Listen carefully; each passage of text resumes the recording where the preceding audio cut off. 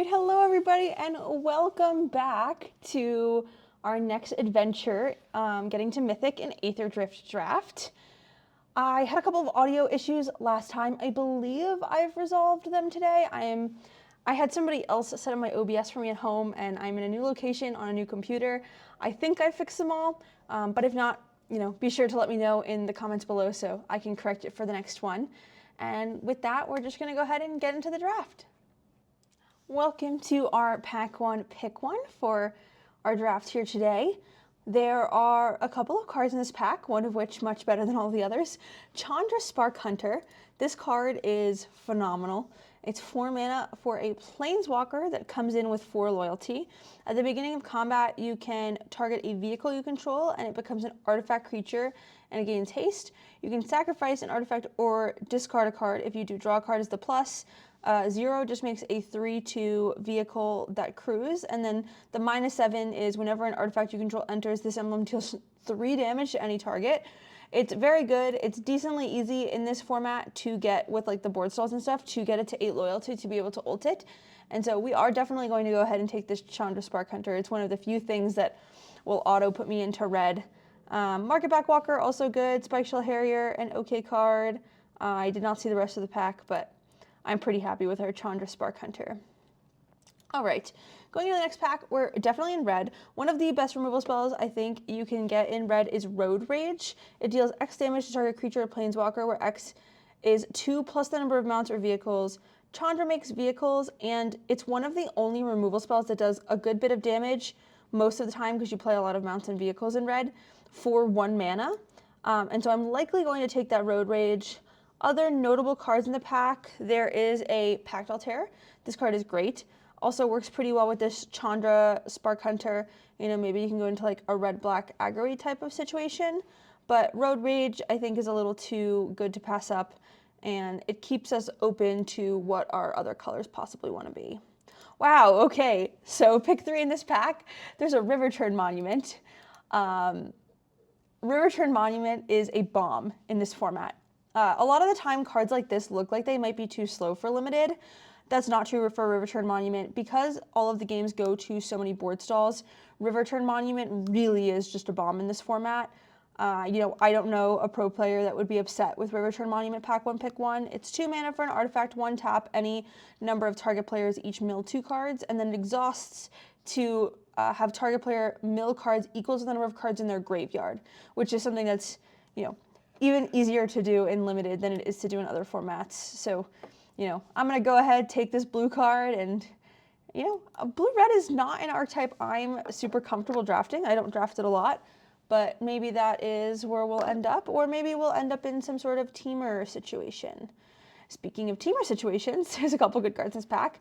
Aether Hive, Ranger's Aether Hive is a great card, especially with exhaust abilities. And there's a Boom Scholar, which also works with the exhaust abilities. These cards make me lean to wanting to play some sort of teamer deck. I kind of do want to play both our Chandra and our Riverturn Monument. And I think Ranger's Aether Hive is a better card than Boom Scholar.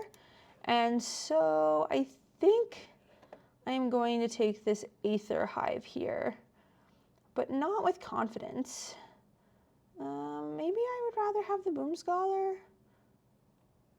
I think I'm going to take the Aether Hive. And now I kind of want to make sure that I'm getting fixing to play our teamer color kind of deck. On the path of our Aether Hive and our exhaust abilities, here is a Stampeding Scrayfoot. There's not too much else in this pack I'm excited for in the direction we're going. If we ended up in more of that red-black aggressive type of deck, Gastral Thrillseeker would have been a pretty good choice. But I'm pretty happy to play the cards that we've gotten so far. And so I'm going to go ahead and take this Stampeding Scurryfoot. Okay, wow. There's a rare in this pack. Webstrike Elite. This is not a card that I necessarily always want to pack 1 pick 1. It is double green, but it is reach, and then you can cycle it to destroy up to 1 target artifact or enchantment. I do think this card is good, and I'm happy enough finding fixing and possibly being on a splash. Typically in these decks where you're trying to find fixing to play your 3rd color, green is normally your base color because most of the fixing is staple to green cards. And so I don't think I'm upset taking the Webstrike Elite here. Stampeding Scurryfoot, definitely a great card, but I think I'm going to take the Webstrike Elite. something that cycles and removes something is always pretty great. All right, this pack's really underwhelming. The one blue card is Glitchgo Surveyor, which I'm never upset playing one of them, but I'm never excited about it. There is a green-white land. I think I'm going to speculate on the green-white land. Not that I anticipate playing it, but I think I would rather have the fixing to play good cards if they come than take a card that I don't think is going to make our deck. All right, pick 8. There's 2 cards here I'm considering first looking at the pack. There's Scrap Compactor and there's Midnight Mangler. Midnight Mangler is really great because it helps kind of create those board stalls, especially with decks that are happy going long like this one. And then Scrap Compactor is just a removal spell, which is something that is relatively valuable. I think I'm going to go ahead and take this Midnight Mangler. All right, just want to make sure we have enough 2-drop creatures. All right, this is our pack coming back around. This time less exciting. I think I'm going to take this Loxodon Surveyor. Not too much exciting in this pack. 3 mana, 3/3 seems fine enough. I am going to take, I do think we should take this Gibrick Omnivore, but if there was going to be a deck where Point the Way was going to fix, maybe this is it. I think we can take the Omnivore. I don't think Point the Way is particularly exciting. I'm going to go ahead and put this red card in our sideboard. Beast Rider Vanguard, something we're super happy to pick up this late. You know, something I probably would have taken earlier in the pack just to have good 2-drops. Okay, this pack has a Samet. We did take a green-white land. So fixing for it, not totally out of the possibility, but I do think that, you know, this deck looks like it's going to be really strong. And in a different way that Samet is. Like, this deck looks like it's going to do a pretty good job of going long, getting a lot of value out of its cards, where Samet is pretty aggressive. I don't think we're going to want to play Samet for the extra color. I am leaning right now towards Sky Serpent Seeker. It helps fix by getting lands, and it is just a pretty good card when you have some of these exhaust things. 1/1 flyer, Death Touch, you know, it solves a lot of problems too when it comes to board stalls and things. We saw that in our last draft. And so I do think I'm going to go ahead and just take our Sky Serpent Seeker here. Okay, this pack has a number of options. There's a green-red land, there's another Aether Hive, there's another Road Rage. It does look like red now is going to be our splash. You know, we're probably splashing for our removal spell and our Chandra. It is never too early to take fixing. I'd be pretty happy taking the Rugged Highlands here, but it does look like we're going to have a pretty lean exhaust deck here. And so I do think I want to take this Aether Hive. Having 2 of them also seems pretty strong. I am not totally convinced it's better than taking the removal, but I think I'm going to go ahead and take the Aether Hive here. Okay, this pack, however, does not have an Aether Hive and does have a Rugged Highlands. There's not a lot in this pack I'm excited to take. You know, in our colors, there's like Loxodon Surveyor, Gear Seeker Serpent, and this double red dragon thing. And none of them are particularly exciting, so I'm going to go ahead and take some fixing. Definitely happy to have the fixing here. Okay. Red options in this pack, there's Mako, Blockbuster, and Gilded Goda. You know, Gilded Goda makes a treasure, so it does kind of fix. Camera Launcher does also have an exhaust ability, which works pretty well with our Aether Hives we've picked up so far. There is also Broken Wings, which if we don't find any removal, playing Broken Wings doesn't seem too terrible. I do think I'm going to go ahead and take the Broken Wings, just none of the other cards seem super exciting to me. Okay, this pack has Silken Strength, Howler's Heavy, and Atarian World Tyrant. I do like the 9/7, but we are looking at playing 3 colors. I don't think I want to take it that highly, and y'all know I love Howler's Heavy. I do think I'm going to go ahead and just take this Howler's Heavy here. I'm never upset to have one of those in my deck. All right, 2/2-drop options we can have here are the Mangler and the Vanguard. We do already have one Vanguard, and like I said, you know, we've got a lot to do with our mana in Exhaust, and we really do just want to survive, and I think a 3/3 does that pretty well. So I'm going to go ahead and take that Mangler. Wow, this is a late Ketradon. Pick 7 Ketradon we're super happy with. You know, big creature, gains life, helps stabilize. Absolutely no complaints taking that here. Okay. This pack has a Pothole Mole, a Jaguar, and an Ooze Patrol. I do think I'm going to go ahead and take the Pothole Mole. I do like Ooze Patrol, but I think it's a little bit better in the black-green decks. And this is a deck that's really going to want to hit its land drops. And so I'm going to take the Pothole Mole just to make that consistency a little bit more likely. I'm going to go ahead and toss our red cards back into our pile. All right, I am going to go ahead and take this Beast Rider Vanguard. If you hear anything in the background, don't mind it. I am in a hotel room and somebody just walked in. Hi. So, okay, we have one fixing land. I do think we would like a little bit more fixing. You know, we really do want to play this Chandra. It's a very good card, but we currently only really have one piece of fixing where, you know, it's definitely red. Like Pothole Mole, Sky Serpent Seeker, these are things that do help in 3-color decks, but none of them are things that are going to make our source count any better. This pack does not have a piece of fixing, but it does have a Bestow Greatness. I do like playing one copy of this card, and so I do think I'm going to take it. You know, Burner Rocket doesn't really fit very well in these decks, and I don't think we're going to be playing white, so on top of the fact that Bestow Greatness was the only green card in that pack, it's a card I'm decently happy to play in my deck. Okay, we'll go ahead and take another Loxodon Surveyor. I anticipate those being kind of like the first cards that get cut from our deck. I'm going to take this Trip Up, but I'm going to put it in the sideboard because I really just don't like playing that card. Silken Strength. Okay. Sky Seeker's Chariot. This card is fine and makes activated abilities cost 2 more. It's okay in this format because you can use it on like any of these exhaust abilities or things like that, but I don't think we're going into white for it. There is a Transit Mage, which we've talked about before, is a great card. Currently we don't have anything to search for it.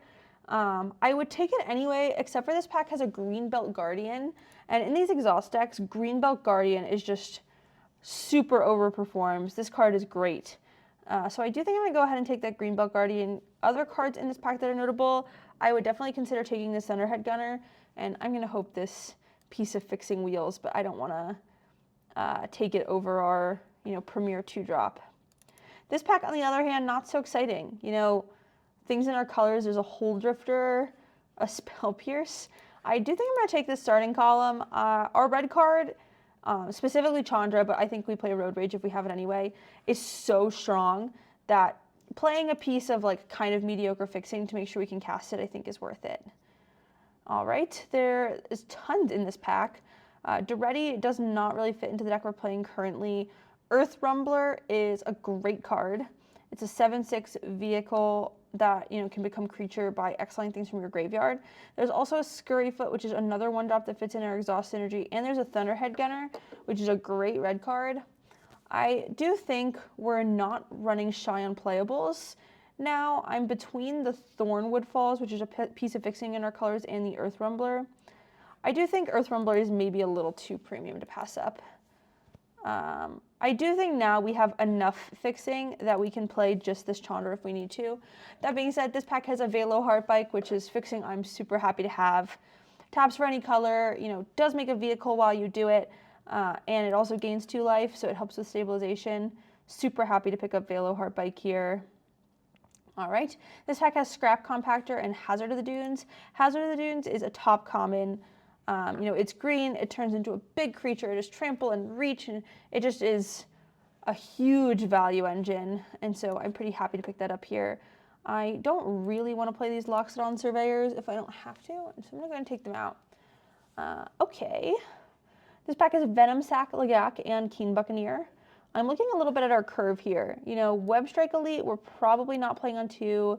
Silken Strength, I don't think is making our deck.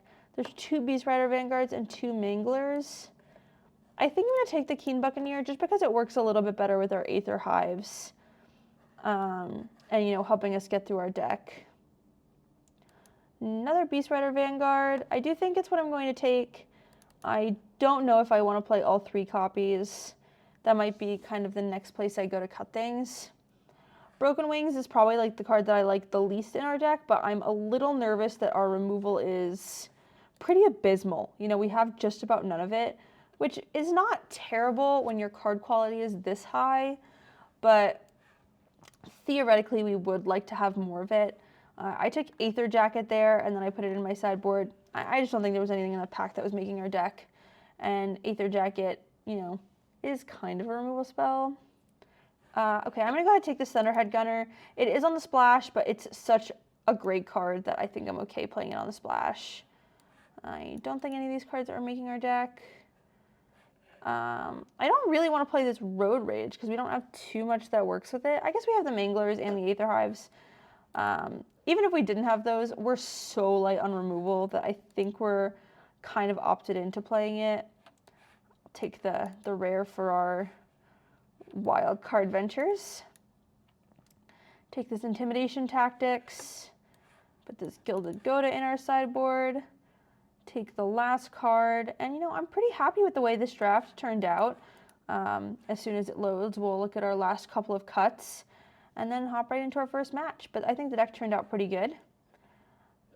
Drafted Teamer again, no surprise. We like Teamer in these parts.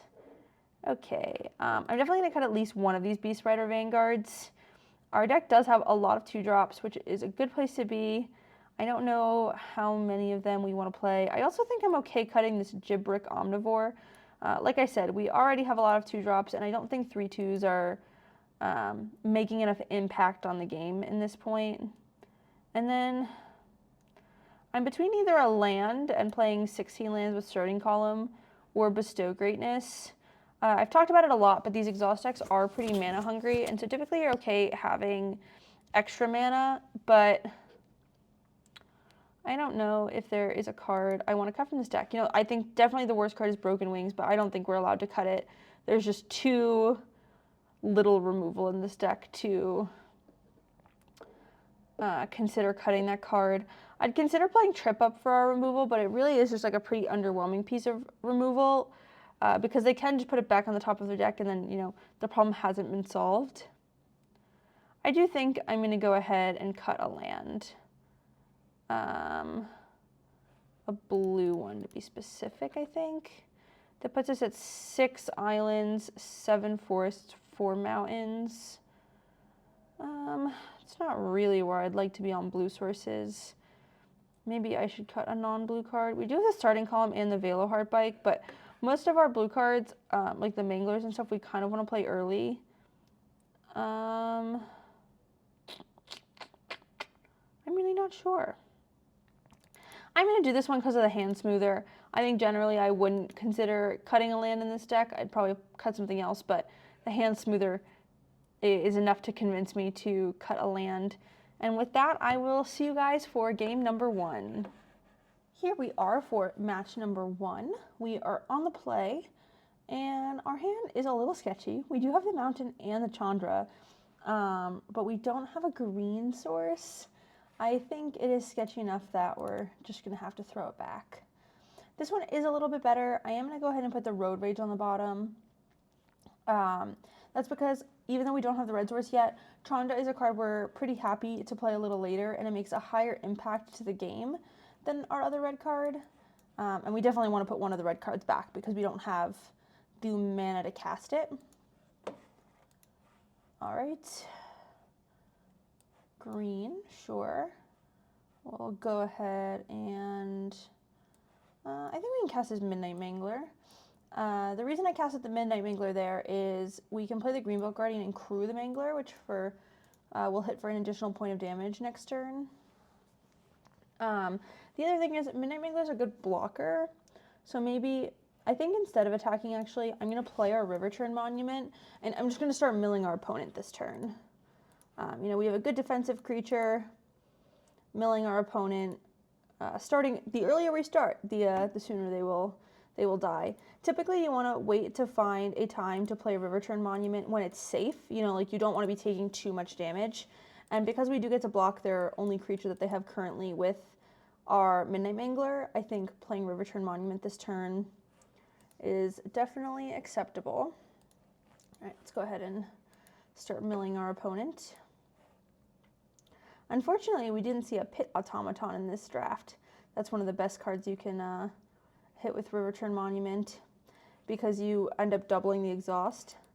I'm going to play this Beast Rider Vanguard. I would like to block the Lagak, either that or have them not attack because I want the game to go a little bit longer, especially because we don't have lands.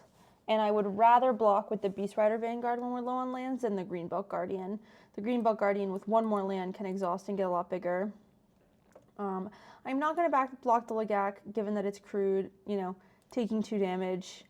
While I would prefer to take none, is not worth losing our 2/2 here. And we'll go ahead and mill our opponent. We do also have the option to mill ourselves, but there's nothing in our deck that makes that useful. All right, Broken Wings, not super useful here. I'll go ahead and play our Greenbelt Guardian and then just pass it back to our opponent. We do need to find lands to cast our spells. But, you know, hopefully we can live long enough to get to the point where we can activate our Riverturn Monument. I do think Riverturn Monument will race this Lagak. So, at least that's positive. I'm sure other things will happen in the game throughout that, but that's like kind of the baseline of what's happening here. Turn off our fans. And take a couple sips of water. Scurry foot, okay.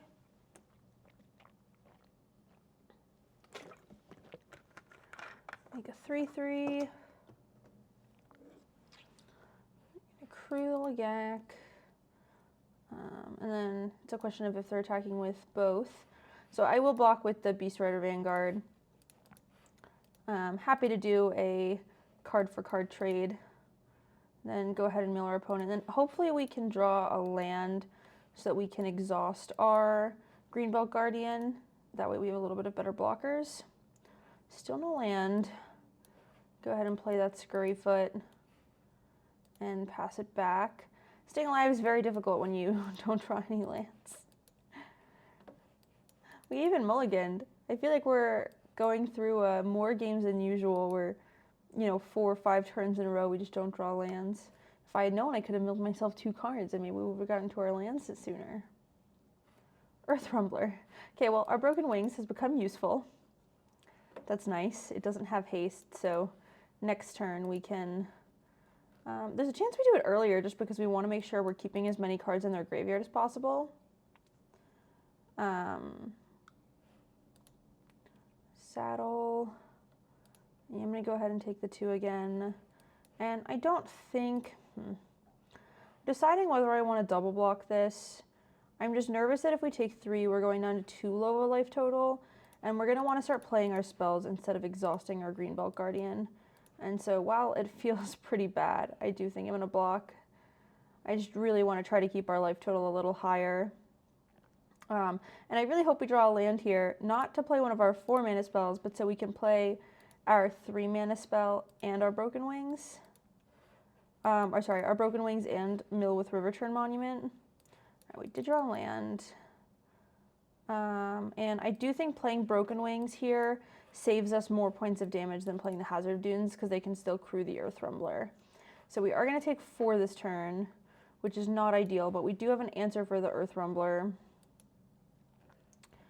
And they are nearing the point where, you know, they need to start being worried about their cards in library. Okay, go ahead and destroy that Earth Rumbler.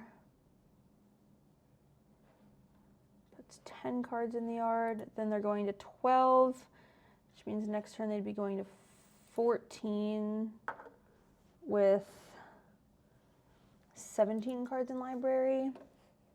So we're definitely getting there. Their own Hazard of the Dunes. That's a lot more concerning because it can get bigger. I guess they do need another mana, but all right. Well, we cannot take this much damage, so I guess we'll have to play our Hazard of the Dunes. If they draw the land to exhaust their Hazard of the Dunes, I think we just lose. You know, we've milled too many, or we've gone too many turns without drawing lands. We're a little too far behind. Yeah, this is unfortunate. So this is going to be 7. We're taking 9 this turn, and I don't think we're going to be able to quite get there. This puts 12 cards, which is just not enough. I think they're deciding if they're going to exhaust or not. I think this was a perfectly winnable game. We just needed to draw lands earlier. We did everything we could to keep our life total high. Thunderhead Gunner. Interesting, they are discarding. So if they draw a card for turn, that puts them at 14. So it looks like we're just not going to get there. We're going to die to damage the turn that we can... I guess we do have this Earth Rumbler to block. So I do think we can stay alive, actually.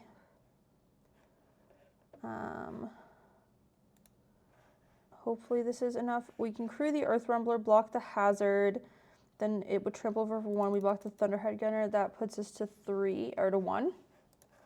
Does keep us alive. And then if we put one more card in their graveyard with that, then we can mill them out with Riverturn Monument. This is the power of Riverturn Monument. Like, it's kind of crazy that we even have a possibility of winning this game. You know, we've been super behind on lands. Our opponents played tons of great cards, but Riverturn Monument is giving us the possibility of being able to get there. All right, they're attacking with everything. We are going to exile a creature to activate our Earth Rumbler.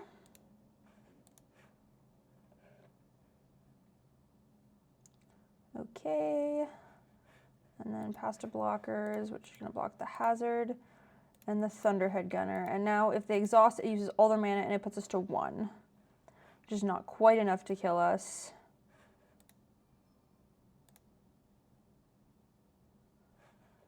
And it puts the 14th card in the yard. So with this, I think we're, you know, barring anything that our opponent does here, we're going to mill them out with Riverturn Monument. 14 cards in library, 14 cards in graveyard. Let's go ahead, exhaust. And there it is. Survived at 1, even after missing a million land drops. This might just be the most broken card in the format. Okay, we got a 3rd pick too, it's so late. Alrighty, well, I'm feeling pretty good about that one. I'll see you guys for the next game.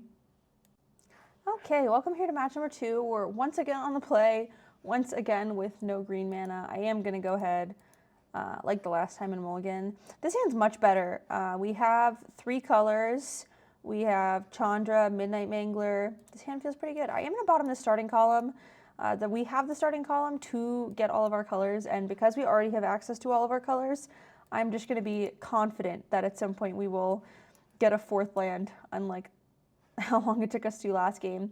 This time we did draw the Pothole Mole. That's nice because it's a good card to play on turn 3, but it also is a creature to block and protect the Chandra, and it also can help us find our 4th land, which Chandra on turn 4 is often like just impossible to beat. They have not yet developed enough board presence to deal with it, and it ends up getting to ult, and then every time you zero it lightning bolts, and it's really hard to deal with in limited. Okay, so if Pothole Mole misses, we're kind of sad, but I think we don't really want to miss our land drop anyway, so I'm going to go ahead and play the Pothole Mole instead of the Veil of Heartbike. And then I do believe we have more green in our deck, so we'll take the... Oh, I should have taken the island because we had Rocket to Highlands. And then they don't have any creatures, so I am going to go ahead and crew and just sneak in, you know, 3 points of damage here, which is nice for us. Tiny Bones hanging out over here. Venom Sack Lagak. Okay, well, Midnight Mangler is a great blocker for that Venom Sack Lagak. I'm going to go ahead and get our Chandra working. I'm going to discard to draw. I think we can discard our land. I don't want to flood, and we have Veil of Heartbike to be another mana source. Can turn our Midnight Mangler into a creature. I don't really want them to be able to deal with Chandra, so I'm not going to attack. You know, if they have a removal spell for one of these creatures, I would rather be able to block the Legak than push the couple points of damage, just because Chandra's ultimate is so debilitating in the game. All right, let's go ahead and I think we should block with the Midnight Mangler, just so we still have our real creature. Oh, bestow greatness. Well, fortunately, our Chandra does live, but it does set our Chandra back a bit in its endeavors of getting to ultimate. Not the end of the world. Okay. We can play our Velo Heartbike. Deciding if I want to hold on to this Broken Wings or if I want to discard it to +2. I think in green-black, there's just not a lot that I think Broken Wings is going to hit. It's one of the reasons I don't normally like main decking the Broken Wings, so I am going to go ahead and discard it. Go ahead and play this Thunderhead Gunner. And I don't want to flood anymore, so I am going to go ahead and activate and just get rid of that extra land. And then same thing, I'm going to pass it back over to our opponent, try to protect our Chandra with all of our being over here. It's definitely easier now that we have our Thunderhead Gunner and an extra creature. I'm glad that it did not die. All right, Siphon Fuel, and this is why we didn't attack with our Pothole Mole. You know, now our Chandra is nice and safe behind this Pothole Mole, even though they had a removal spell. That's a mistake I think a lot of players, like getting into Limited, often make. They're like, oh, you know, people that stream Limited talk about doing as much damage as possible every turn. Like, I want to do as much damage as possible, so I'm going to attack with this Pothole Mole. But there's other parts of the game that it can benefit you to look at. Okay, I'm pretty happy with all the cards in my hand, so I think I'm going to +2 and just not discard anything. You know, I'm pretty happy with everything we have. And then I think I'm going to play this Earth Rumbler. We have plenty of things to exile, and so it'll be another way for us to be pretty defensive here. It's also nice because Chandra turns it into a creature every turn, and you know, a 7/6 attacking is a pretty scary prospect for our opponent. Right now what I'm thinking about is, you know, presuming our plan here works and we +2 Chandra next turn and it survives, if I want a -7 and then just keep the emblem, oh, that's so sad. Our Chandra, it worked so hard. Oh, that's okay. We have unfortunately lost Chandra to Thundering Broodwagon, but it's not the end of the world. I do think I am planning on attacking with the Earth Rumbler. You know, over the Legak, they do take 6 trample damage, which is quite a bit. And I want to try to keep their board clear now that they have this big, scary Thundering Broodwagon over here. Oh, I guess I could have played my spells, and a lot of the time I think I forget that I can just, what's it called, crew the Earth Rumbler. I could have played my spells and just crewed it, but that's okay. This time we did attack with the Pothole Mole because we're not defending anything. We're going to try to push all our damage.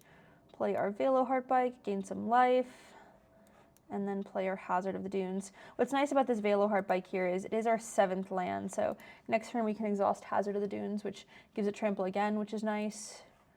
Okay, this can crew the Broodwagon. Still not quite enough to fully deal with the Hazard of Dunes.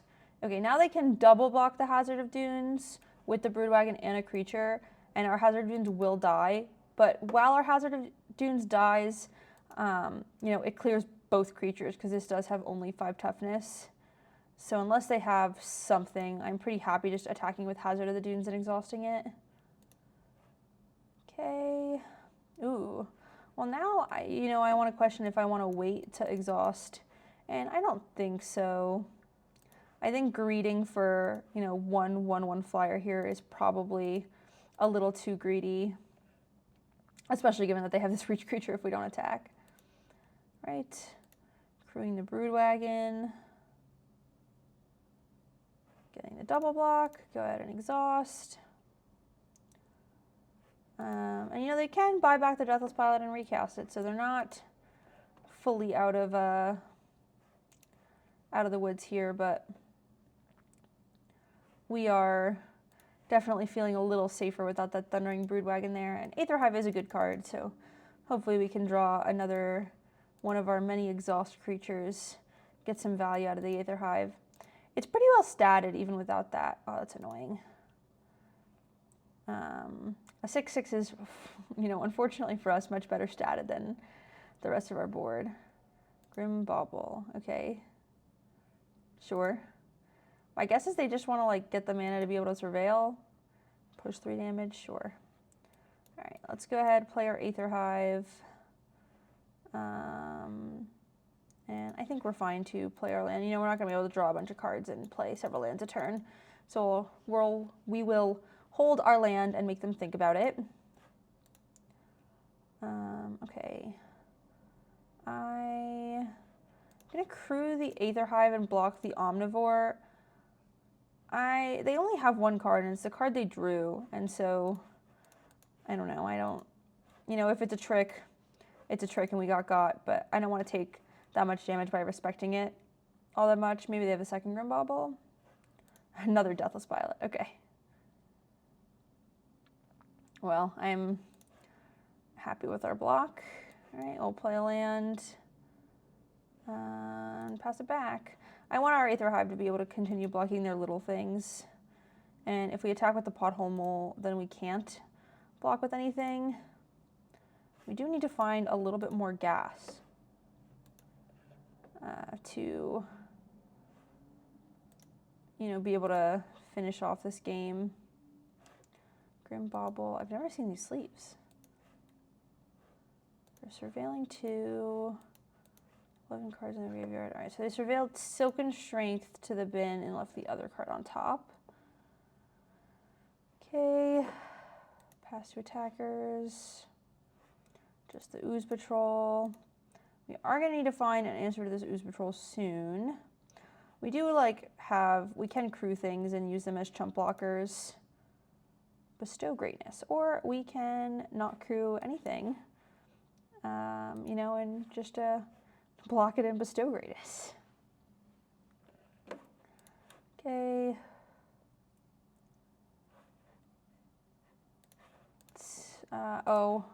I should have crewed one of my vehicles.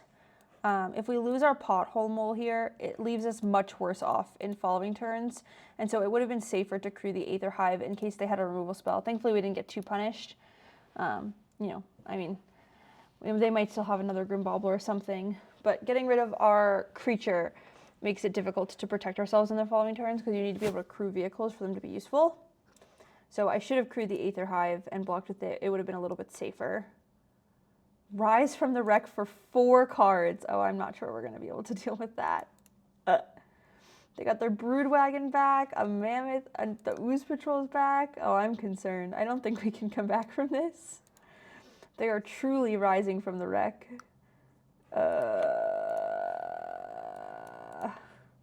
Pothole Mole. Okay. Well,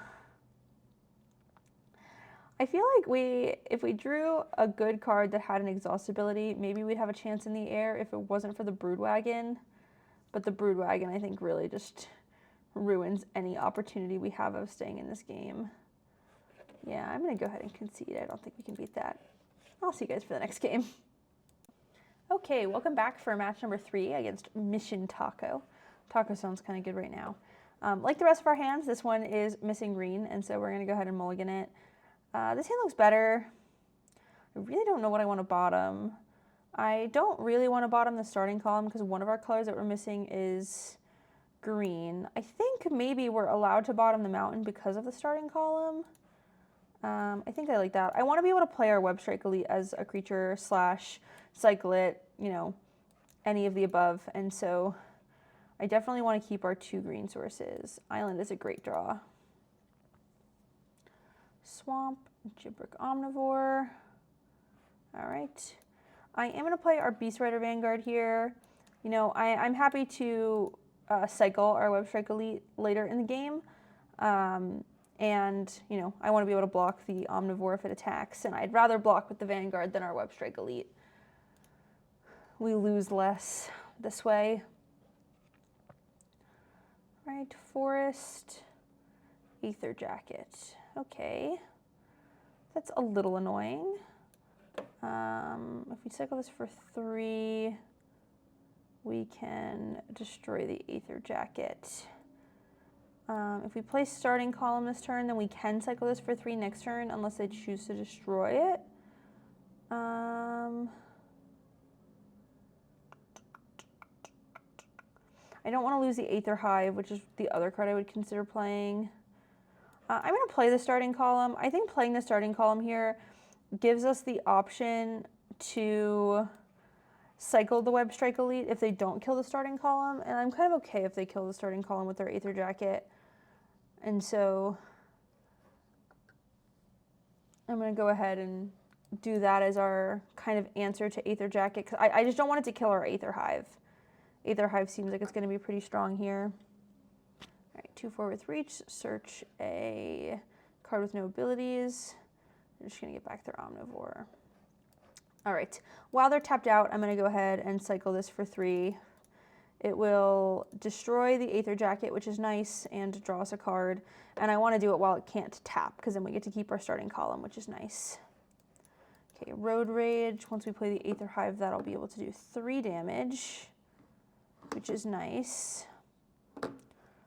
And then, you know, we'll have Aether Hive and an exhaust ability to use, and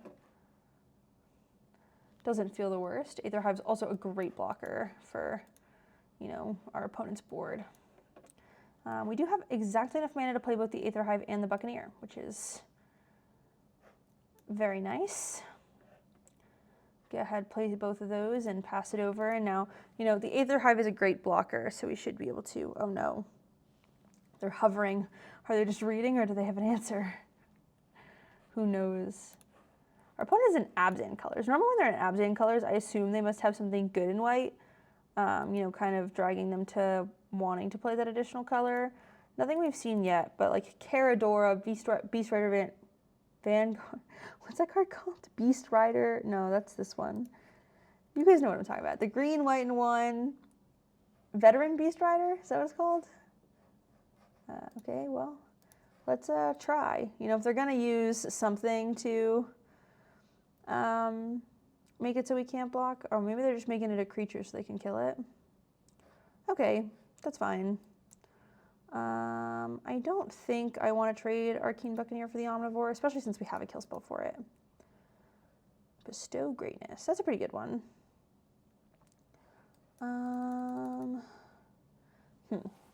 So I can just pass and, you know, exhaust some things. I can kill the Omnivore. I think my instinct here is to just pass. We can activate both of our cards on their turn. Scurryfoot's a good 2/2 blocker, if that is what I want to do with it. And we don't really have any good attacks. Man, I really want a taco now. It's all our opponent's fault. This is how they planned on distracting me. Jungle Hollow, okay. They've gained a lot of life this game. Ketradon, all right, well, Bestow Greatness is definitely going to be our defense plan against that Ketradon. All right, let's go ahead and activate all our things. Technically, it would have been better to activate the King Buccaneer first in case we wanted to do something else with our mana, but it is little minutia. I don't really want to attack with the King Buccaneer. I feel like that forecasts a little bit too much. I would rather let them attack and then block and then use it as a combat trick that way, I think. So I'm going to go ahead and play this Veteran Beast Rider, or Beast Rider Vanguard. Man, I should screw up all the names of my cards today. And then we can go ahead and block the Ketradon if it attacks. Honestly, I'm not even sure they're going to attack because they do have, that's funny, it is a -15, -15. Well, they're going to be able to draw plenty of cards. Because, you know, we do have like a pretty decent double block on the Ketradon. That might have been a reason to possibly attack. It looks like they're going to try to start solving their high life total problem for us. 25 cards, not sure we can deck them. At some point the last ride will be scary because it'll be a pretty big creature, but we're pretty far from that point right now. I'm not sure if I want to Road Rage the Omnivore. I feel like I kind of just want to efficiently use my mana and go ahead and kill it now.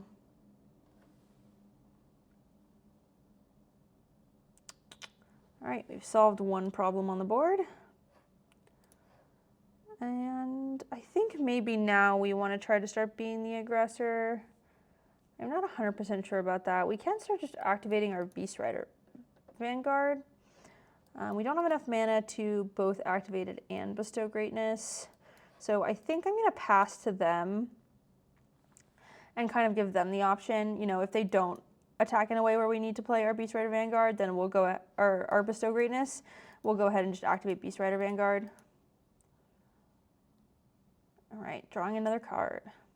It is scary how, oh, that gives us speed because it's on our turn. That's funny. We'll be able to sacrifice our starting column one day. They are drawing quite a bit of cards off this last ride. It is a little scary. But we do also have our Beast Rider Vanguard to kind of help us keep up in permanence. We're not getting quite as many cards as them, but they do have to pay 2 life every time. Scrap Compactor, okay. That's annoying. Okay, I think they're going to attack with the Ketradon, to which we would double block. Then they would Scrap Compactor one of the creatures, and then we can bestow greatness the other. I think I'm fairly happy with that plan, presuming that's what happens here. We don't really have the option to play around additional removal. It looks like they're just not going to go for it. I wonder if they're going to kill our Vanguard now. Yeah. Does get rid of our ability to... Oh, they just paid 6 for it? Sure. Chandra. Well, Chandra's great here.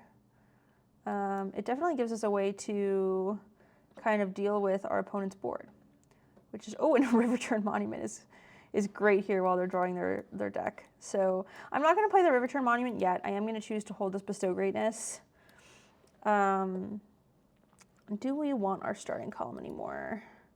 Road Rage is in our yard, and we know Thunderhead Gunner is in the bin, and so I think I'm happy to sacrifice the starting column here to our Chandra to draw a card, and then I am going to go ahead and continue holding up this Bestow Greatness. Especially now that I kind of want to protect our Chandra. They did also pay 6 for the Scrap Compactor. They're like, we're not gonna get blown out. Pay all our mana for Scrap Compactor. All right, they're planning on drawing a card. Still over the 20 life that we start the game at. But that's okay. We'll probably play Riverturn Monument and start milling them. You know, they are drawing quite a few cards. They don't have a lot of cards in their yard, but Riverturn Monument can change that. And okay, they're going to draw another card. And if it's anything like the way our opponent has been playing the last couple of turns, I don't think they're going to attack. And so what we'll probably do is, I want to remain holding up this Bestow Greatness. I don't feel a need to not do that. And so I'll probably play the Riverturn Monument next turn and hold up the Bestow Greatness again, which also gives us a mana to mill. And I definitely think Riverturn Monument may be a pretty scary card for our opponent here.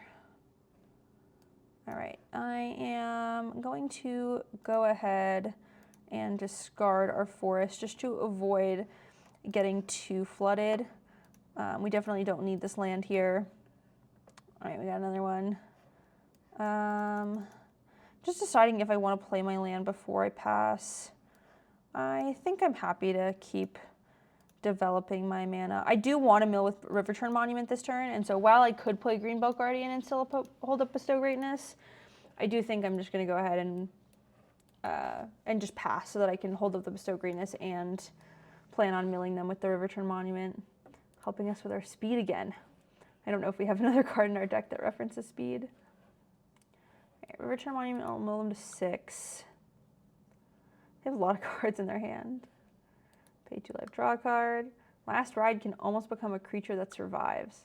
I wonder what they're digging for. You know, they keep drawing, they're not really playing anything. Another land, they might just be really flooded. It's definitely a possible option.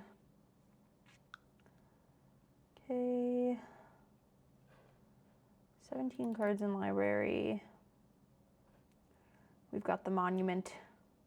I love the art on this card. All right, we're drawing another card. 16 cards, down to 14. Venom Sacligak, sure.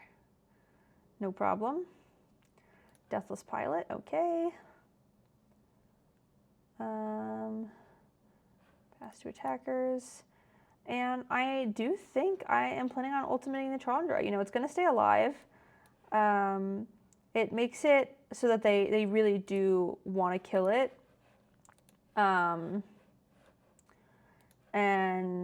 you know, every time we noted that we had a fair bit of artifacts in our deck. And so, you know, even if we don't, I'm going to play our Pothole Mole first. See if we get a land we can play. We do kind of want to keep our Chandra alive. I think I'm going to take an untapped land just so we can play spells if we want to. Okay, they have 4 creatures. Last Ride can become a creature next turn. Just deciding, I think I want to play the Greenbelt Guardian. Even if we don't exhaust or we don't cast Bestow Greatness or something. All right, they've decided they've seen enough. I will see you guys for the next match. Okay, here we are for our next match. Still thinking about tacos, that's okay. Our opponent is on the play this time, and our hand is much better than normally is, at least the last couple of games. It has forests and islands, 3 lands to cast our spells, a 1-drop and a good 2-drop, and a way to fix for our red source. And so I'm going to be super happy keeping this hand. Aether Hive. This is a great hand. You play Scurryfoot into Seeker into Aether Hive, and then you have 2 different exhaust effects you can play. Oh, this is beautiful. The peak curves of limited decks. It does also mean we're probably not playing our starting column just because, oh, did they miss a land drop? I'm sorry, opponent, but this is really not the hand you want to miss land drops against. This may be one of our faster matches with our deck that, you know, goes pretty long. All right. Go ahead, play our land. I'm going to go ahead and attack with the Seeker.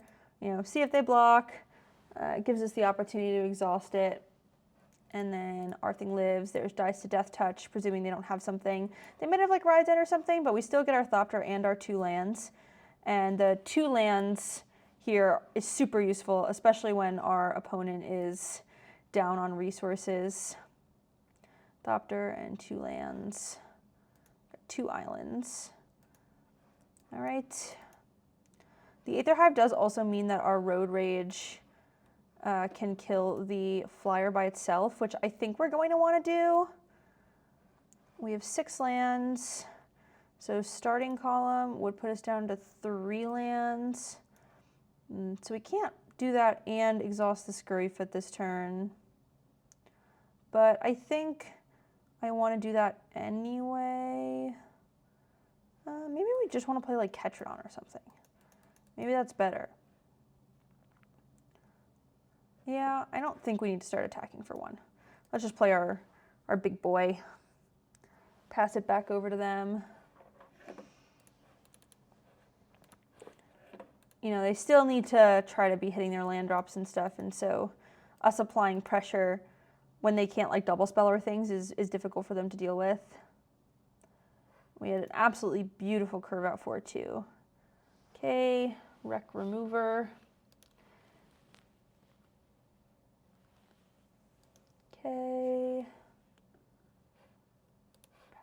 us. I'm going to start by playing the starting column, and then after I play the starting column, I'm going to consider our attacks. And I do think I'm going to attack with the Ketradon here. They don't have great blocks, especially through Road Rage. Like, their best block probably would be triple blocking, but then we can kill the 1/3.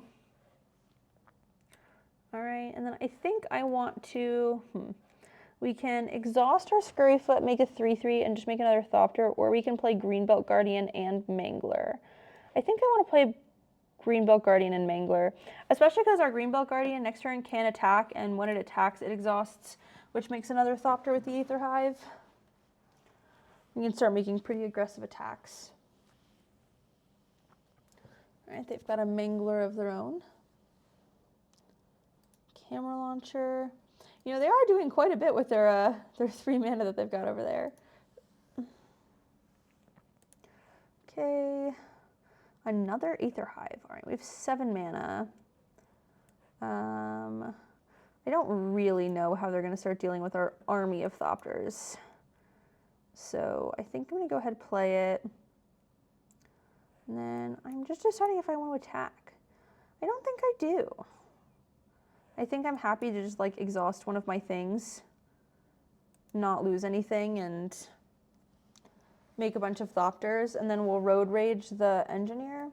Our Road Rage does notably do a lot of damage now. It can deal 5, so you know, if they manage to play some sort of big threat, Road Rage probably can deal with it. Okay, that makes a Thopter. A little annoying, but not the end of the world. It's fine to trade with one of our Thopters. And you know, they don't really have any good attacks either. So I do think I'm going to go ahead and exhaust the Scurryfoot first. Go ahead and get that 3/3. The Greenbelt Guardian being a 5/5 is not particularly important here, I don't think. Okay. Go ahead and exhaust our Scurryfoot here. Make a bunch of Thopters with our Aether Hives.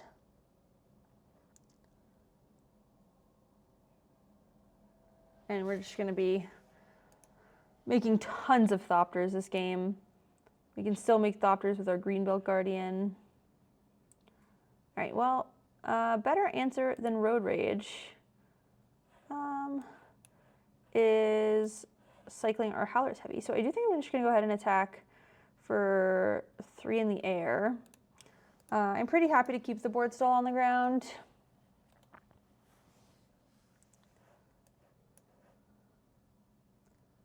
Okay, go ahead, cycle our Howler's Heavy to kill the Engineer, and it's fine if they have, you know, one of our Thopters dies. We'll get 2 more going into their turn. 3 speed. I am going to hold up Road Rage and Greenbelt Guardian's Exhaust, I think, and just pass it back over. Mangler becomes a creature again. Something about the Mangler, like moving zones, just brings me a lot of joy. All right, Spike Shell Harrier, let's see what they plan on returning. Our 3/3, sure. Not sure it's helping them a whole lot. Okay, let's go ahead, exhaust our Greenbelt Guardian, getting 2 more Thopters. Oh, I didn't realize the Skystreak Engineer doesn't die. I do think I'm going to go ahead and Road Rage the Skystreak Engineer. I don't know why I assumed I should have done it on the Thopter. I should have just Road Raged the 1/3 last turn. Not feeling the most attentive today, but that's okay. Can't be perfect every day. All right, let's go ahead and attack with our army of Thopters here. 2, 3, 4 of them. All attacking. And then I think I'm going to play Beast Rider Vanguard and then just pass. You know, we're still in a place where we are pretty happy with the board stall we've created. We can just kill them in the air. And so I want to just kind of maximize our Thopter usage. And the way I feel like I can do that from here is by using Beast Rider Vanguard to find permanents off the top of our library that have exhaust. Although I have put all that thought into it and it does not appear to matter. Our opponent has conceded. And so I will see you guys for the next game. Okay, welcome to game number 5. Our hand, again, a great one. Not quite as great as the last time, but it has Midnight Mangler as a way to kind of block early all 3 of our colors. And so we're going to keep this one pretty happily, I think. The good thing is that Midnight Mangler is a creature on their turn, because if it wasn't, we would be pretty nervous about aggro starts from our opponent. It's also a great blocker for this Dynamite Diver. A lot of things don't block Dynamite Diver very well because it deals a point of damage, and a lot of things in this format have 2 toughness. So the 3 toughness for Midnight Mangler is really going to invalidate the attacks of this little goblin guy over here. Right, go ahead, play our Midnight Mangler. Webstrike Elite's also great here. Aside from the fact that it blocks the Wreckage Wicker Folk, if we get the second green, we can also cycle it. All right, our opponent is going to look at our hand of 6 cards and whiff. Again, one of the reasons I don't really like drafting Gastral Raider in this format. I just don't think it's very good. They do know our whole hand, which, oh, except for our Chandra we just drew. Okay, I think I'm going to go ahead and just play the Ether Hive. It's mana efficient. Not upset about it. Hopefully we can draw a land to play our Chandra. If not, then we're probably cycling our Ketradon to try to find it. Grim Javelineer. Okay. Just attacking for 2 in the air.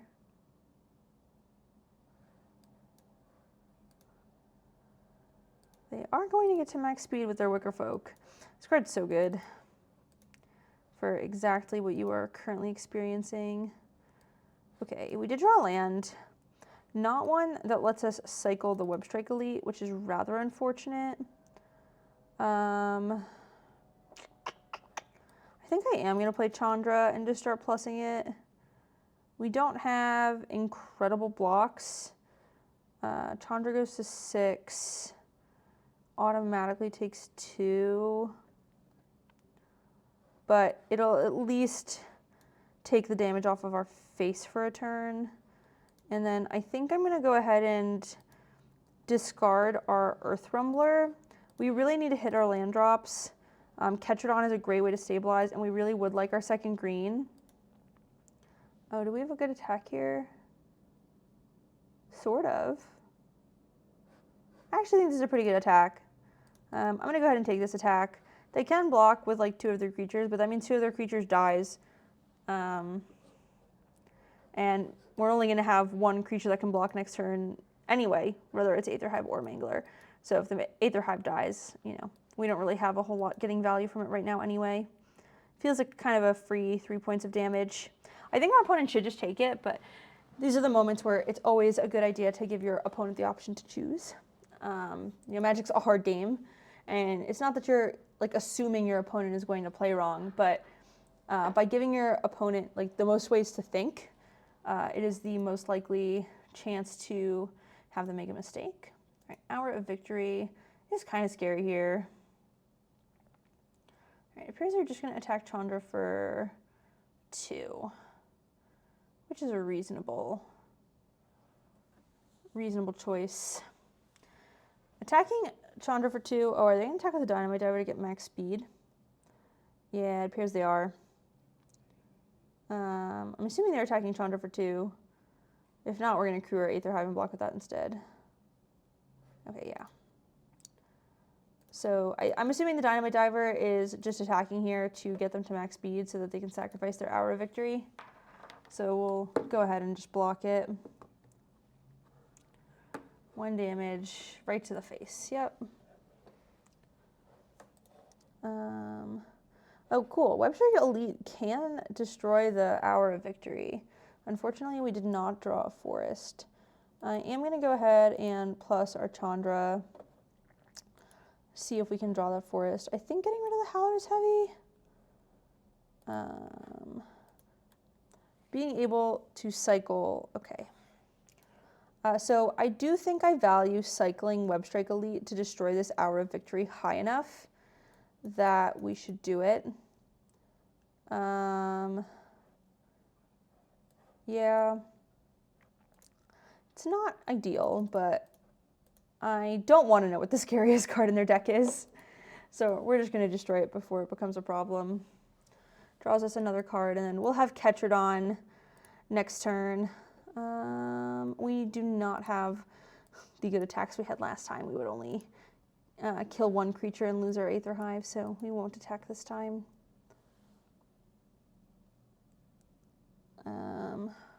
They can kill the Chandra this turn if they want to.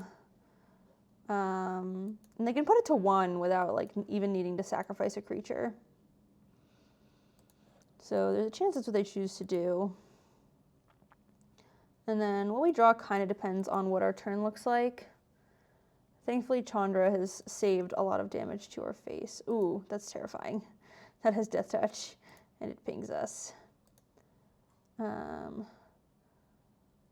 Definitely makes it more likely that Chandra will die. I think they're deciding exactly how they want to make these attacks. All right, 5 of Chandra.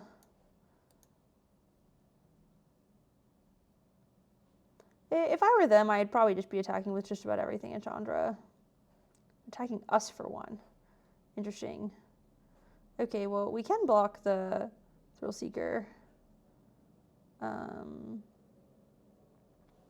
And I likely will. Probably with the Aether Hive.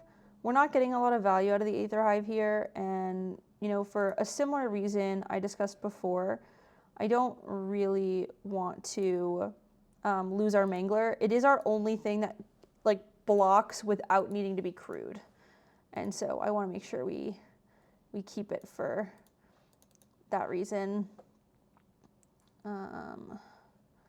Okay, they get to Surveil. Chandra goes to 3. We may be able to protect Chandra here. You know, we play a land, we play our Ketradon, and then we have 2 blockers. That seems pretty good to me. Let's go ahead, plus the Chandra. Let's discard an island, why not? Play this and play our Ketradon, and then, you know, we have, if we do get to Ultimata, our Chandra at some point, we have some artifacts to play for it, which is nice. I love when you turn it into a creature and then you pass turn and it just stays like as a creature. It's a very satisfying set of visuals. Siphon Fuel. Well, that's rather unfortunate. So Chandra is dead here, presuming they do that. But Chandra did her job. She saved a lot of damage to our life total, which I think is really all we needed from her. Think about how much damage this Chandra took. If it was all to our face, we would have been pretty close to dead. And they only have 1 card, you know. Now we do have a lot of things to stabilize, which is nice.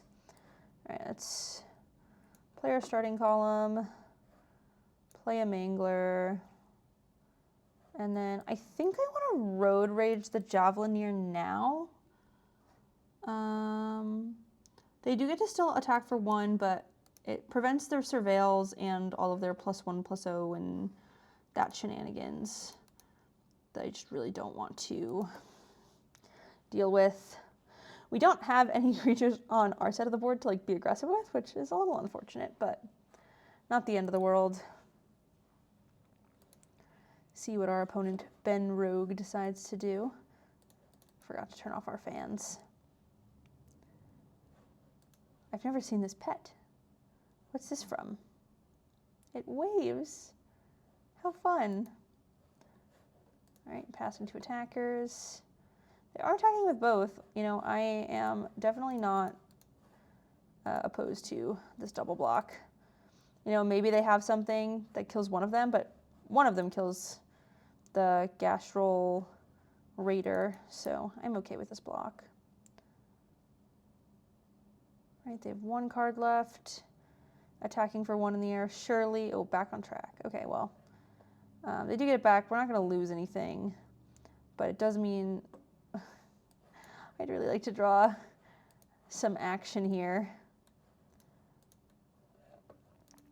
We can't block 4 damage a turn now, which is definitely not where we want to be. Okay. Oh my god. I think we might die to just not drawing any action. 8, 9, 10 lands. There's 6 remaining in our deck because we chose to play 16 lands. I am going to block the one creature we can block.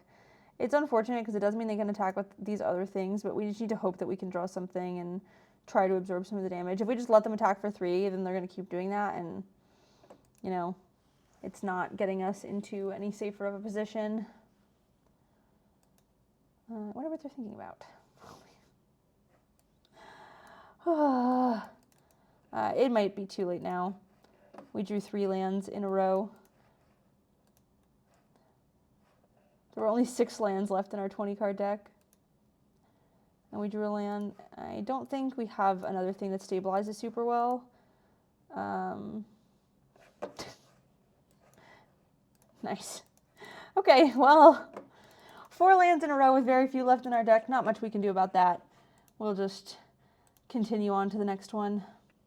Okay, here we are for game number 6 against Dougie Fresh.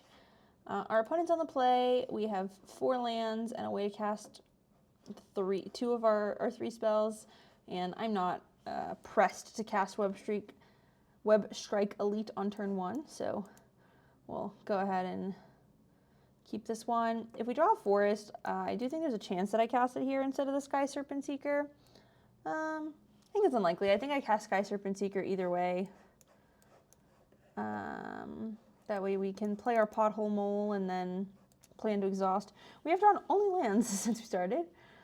Thankfully, you know, we're going to mill and get 2 lands of our deck with a Sky Serpent Seeker, so hopefully we start drawing some gas after that. They've played their own Sky Serpent Seeker. All right, go ahead, play this Pothole Mole. We need to draw a real card. All right, nice. We milled 2 more lands. Really removing the lands from our deck. Get our forest so we can cycle our Sky Serpent. They're probably activating theirs. I'm going to attack. You know, if they attack with theirs, I'm not going to block probably. And so I might as well give them the option to block before they can get their 2 lands. Although it looks like we have some pretty similar plans. Yeah, I was deciding if I wanted to play the Aether Hive first, but it's just really mana inefficient this turn to do that. So I do think I'm just going to go ahead and get our lands now. Wow. Put a lot of cards on the grave, or a lot of cards on the bottom to get these lands. 1, 2, 3, 4, 6, 7. So our bottom 7 cards are lands. That's important to remember. I think now I do want to leave up the option to block. So let's do some math. 6, 7, 8, 9, 10. So there's 6 lands remaining in our deck. But we know the bottom, oh, I forget how much it was. Yeah, I'm going to block. Don't want to keep taking 2 forever. They're playing even more colors than we are. Ketradon. Well, that was definitely a reason to play their thing. Okay, so 7 lands. We play Starting Column, Aether Hive, and a 2-drop. I think is the game actions we want to be taking here. And I think that 2-drop is going to be Beast Rider Vanguard. It leaves us the option to cycle the Web Strike Elite. But also, you know, we have a lot of lands. Maybe we want to start trying to chuck through and find some permanent cards. Although Ketradon is a big, beefy boy here. You don't love that for us. Okay, they attack for 6. I really am just going to take it. At some point, we're not going to be able to take it forever, but for now, I think it's okay. We don't really have a lot of removal, is one of the unfortunate parts. You know, we literally don't have a card that resolves this in the, solves this with 1 card in the deck. So we either have, like, Bestow Greatness or just blocking it with several creatures, which is kind of scary given what they have. Transit Mage. Okay, what are they getting? All of the options here are scary. Boommobile. Well, Okay, well, at least that one is not currently castable. Plow through. Very rude. Well, I'm not feeling great. Gilded Goda can make a treasure to play the Boommobile, and the Boommobile can just murder us alive. Not ideal. Okay, Scurryfoot is useful here. Trying to think. We can try to destroy the treasure, but I don't think that's really doing us any good. I think I'm just going to play this Web Strike Elite so that we have it to block. If they play this,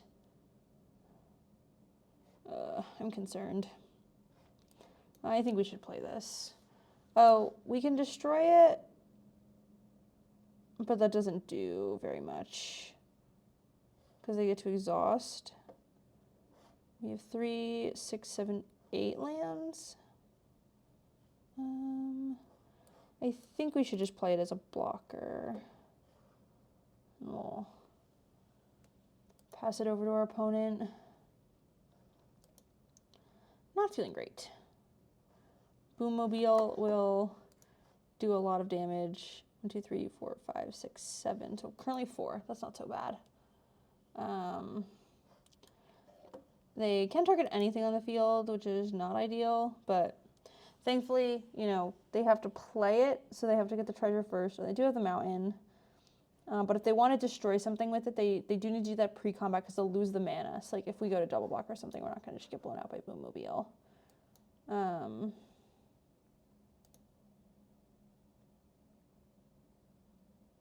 Red, yep, that's what we anticipated. Assuming they're going to activate it to kill something. If they activate it to kill something, we're not in the worst position possible. Not that we're in a good one, but, you know, we will still have blocks for the Ketrodon, so they're not going to have great attacks. And we'll get our Thopter, so we'll have an extra little chump blocker from the exhaust. So not the end of the world. Okay, we're going to Boommobile our Web Strike Elite. I am going to go ahead and crew the Aether Hive in response. Okay, we have an Aether Hive now. Okay, pass to attackers. All right, go ahead, activate our Scurryfoot. Get our little Thopter buddy. Make a 3/3, and you know, we're hoping to draw Bestow Greatness, I think. Velo Heartbike. Well, I guess we're playing it. Not much else to do. It will gain us some life. Pass it back over to our opponent. All right, so let's think again. 4, 5, 6, 7, 8, 9, 10 lands. So there's 7 lands left. I think we said there were 7 cards we saw. So in 14 cards, we're about 50%. It looks like to draw land from here. Or we technically have 16 lands, so a little less than that. All right, Boommobile is crewing up.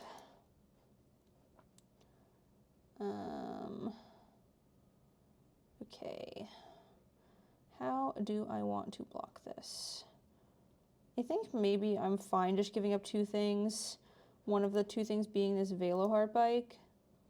So I think I'm going to crew the Velo Heartbike and just block it with the Scurryfoot in the bike. That way we keep our kind of bigger blockers for our bigger toughness things for later. And I don't really want to lose the Aether Hive right now. You know, every 1/1 chump blocker really feels like it's going to matter in this game. Oh god, Thunderhead Gunner's terrifying. Helps them filter through. Okay, well, we drew our own Ketrodon.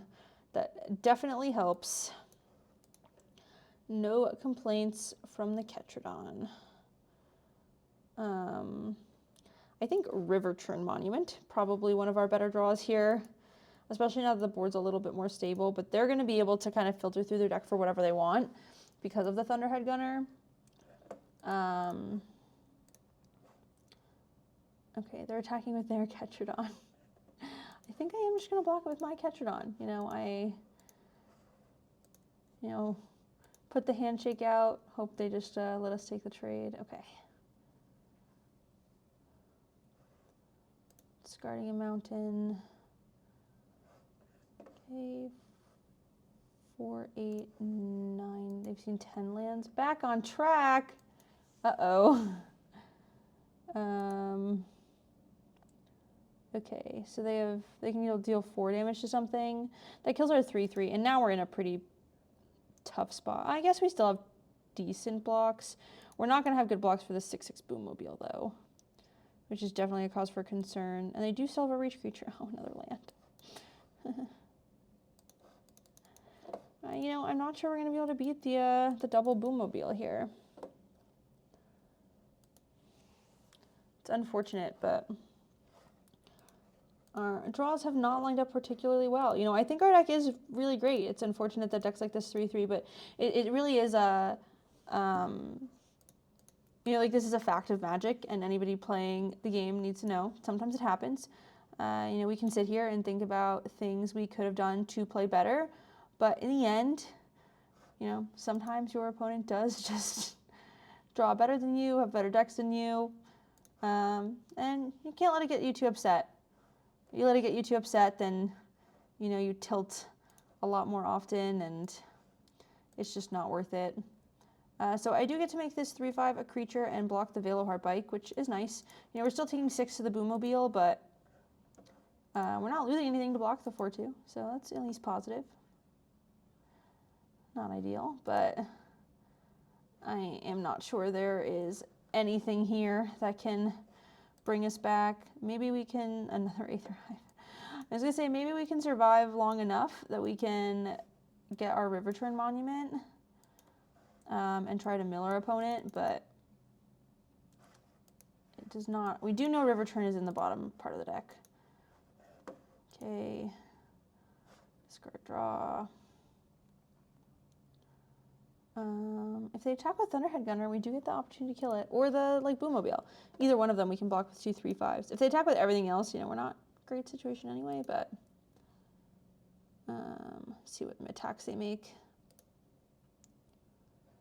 Just Boommobile is a great attack for us. You know, hopefully their 1 card's not a removal spell, but just the Boommobile, we can crew both of our Aether Hives and we only lose one of them. Given our situation, definitely not the worst of positions we can be in. Okay. Kill one of the Aether Hives, and that's not so bad for us. Okay, Chandra. We're cooking with gas. Chandra will definitely help.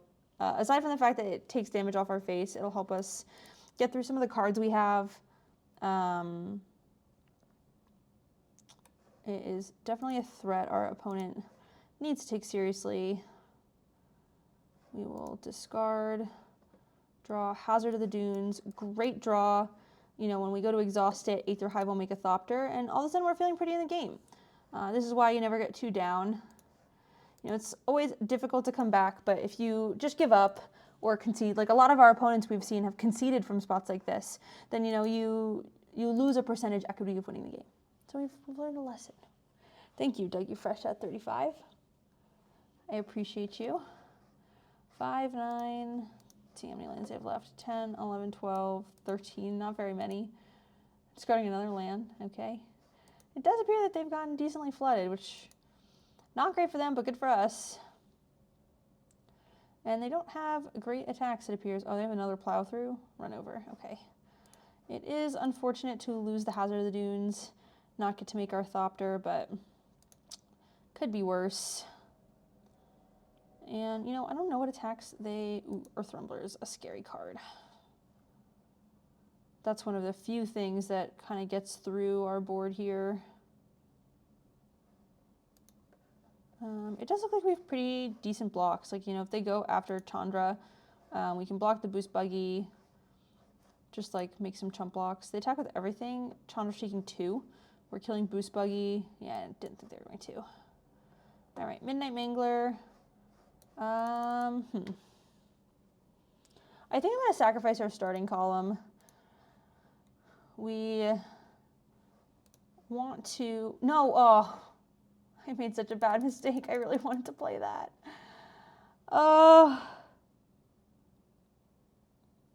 feels unfortunate to play a game like this well, and then that's the kind of mistake you make that feels really bad. We would have had an extra blocker. You know, Chandra's not going to get to ult probably because of the Earth Rumbler, but we really just would have rather had that Midnight Mangler in our hand. 14 cards. So they are running out of cards in their deck. Hopefully we can try to get down to our Riverturn Monument. You know, Riverturn Monument off the top does kill them here. They can just go after us, which is kind of scary. They can try to ignore Chandra. I don't know if they'll notice that though. Okay. So, okay. If these are their attacks, I'm probably going to kill the boost buggy, chump block the gunner, because it keeps our Chandra alive. Okay, just deciding what thing I want to chump block with. Probably the 1/1.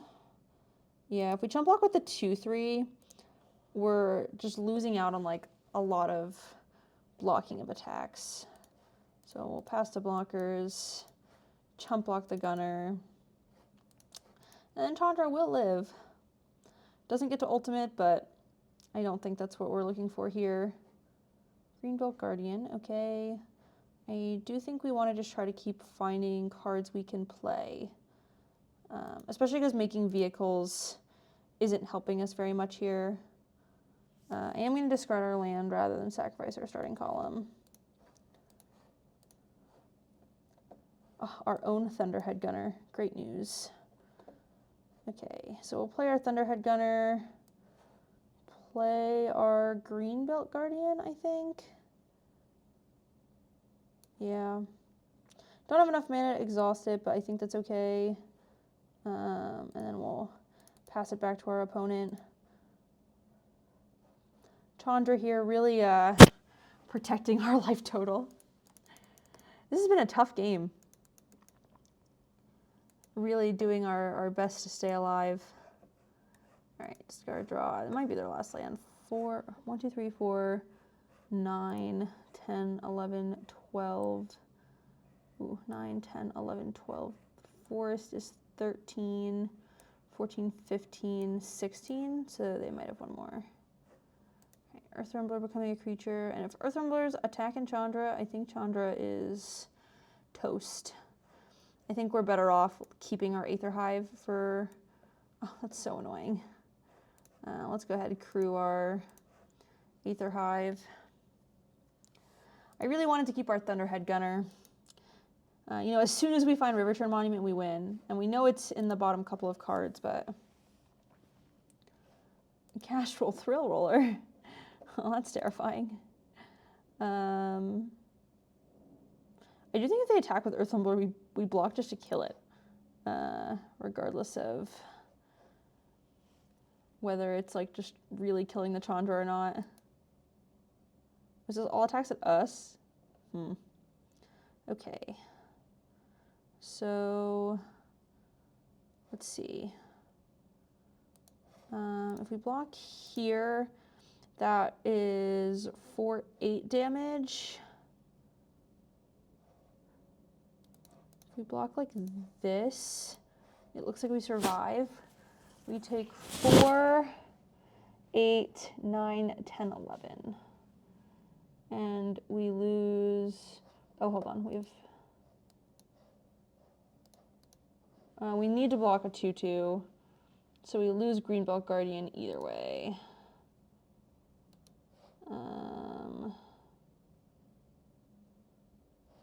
Okay, we'll block like this. It puts us to 1.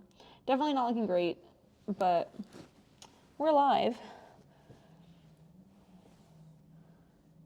So Earth Rumble is also dead, so they do only have 1 trample thing now.